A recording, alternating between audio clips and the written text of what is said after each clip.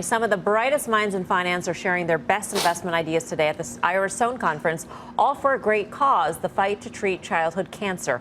Our Leslie Picker's live from Lincoln Center in New York City with the biggest market movers from today. Hey, Leslie. Hey, Melissa. Jeff Gundlach just finishing his presentation. It was the last one to complete a very well-rounded day. Gundlach giving a very wide-ranging presentation at first, discussing each of the major Democratic candidates for 2020, largely in critical terms.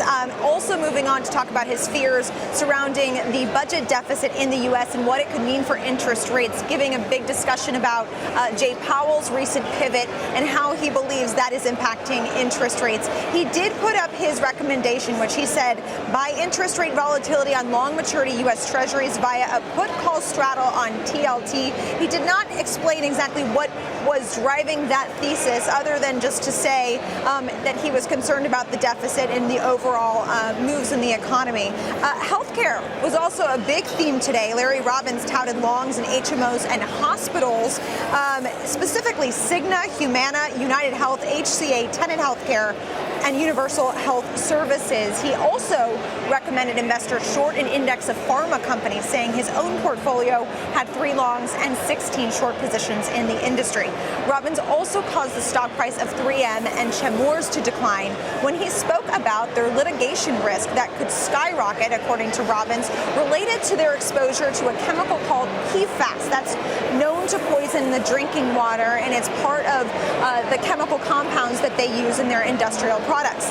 Daniel Sondheim slamming Canadian cannabis. He said recently he started his own firm, D1 Capital Partners, after leaving Viking a few years ago. He was CIO at Viking, and he said that the Canadian cannabis industry is about as close to a bust as Bitcoin was, noting that the sector, the Canadian cannabis sector, has enormous downside.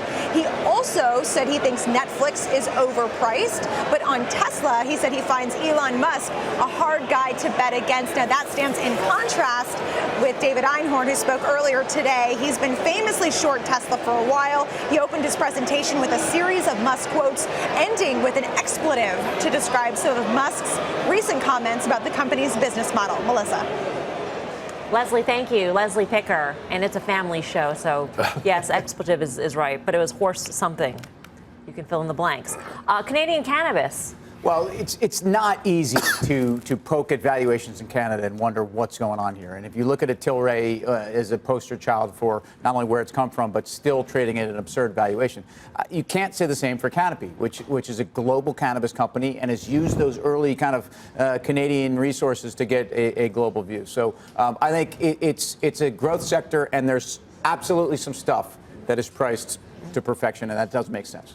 Where would you UNH. I'd go right to UNH. UNH is too cheap. I think people are starting to figure that out. I think the rhetoric's going to go away. I know the elections are November 2020. I get it. There's a lot of time from now till then.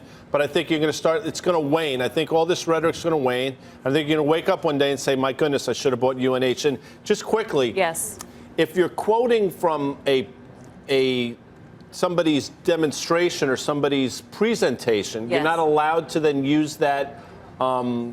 No, you're not. They're in my. I wasn't going to say it. Well, it's a curse word. It is a curse word, but he used it in the context of a presentation. I'm just wondering. Watching, and we don't want to offend anybody, Guy. I'm not looking. I mean, this is a non-offensive show, right? We don't offend anybody. Daughters are We've never offended anybody.